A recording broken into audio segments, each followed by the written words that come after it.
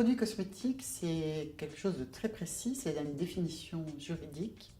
C'est un mélange de substances qui est appliqué sur la peau ou sur les cheveux de façon à la nettoyer, l'embellir, la parfumer, en modifier l'aspect ou corriger les odeurs corporelles. Un produit cosmétique, ça ne s'avale pas. C'est destiné à rester sur la peau. Alors comment est-ce que c'est formulé? C'est un mélange de substances.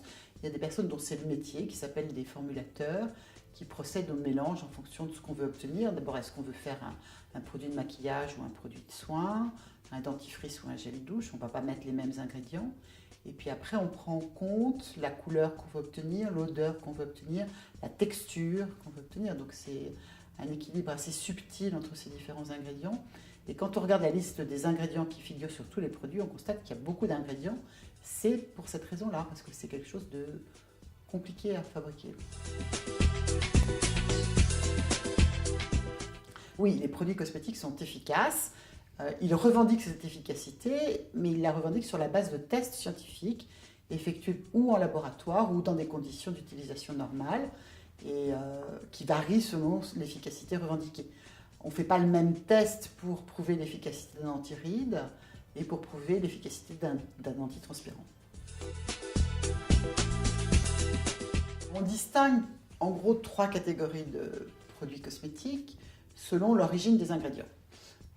Il y a la catégorie traditionnelle qui sont les produits cosmétiques qui existent depuis très longtemps, qui sont des produits issus de la chimie, qui peuvent contenir des extraits de plantes, qui contiennent même souvent des extraits de plantes. À côté de ça, on a vu se développer depuis à peu près une vingtaine d'années 2 autres catégories de produits cosmétiques. Alors les produits dits naturels, qui contiennent des ingrédients issus de la nature. Alors ces ingrédients peuvent être transformés, mais en général ils sont soumis à des transformations limitées et ils sont issus de végétaux, mais ils sont également issus d'animaux ou de minéraux. Et par exemple, ils peuvent contenir du miel, du lait, de la cire, qui sont des ingrédients naturels d'origine animale.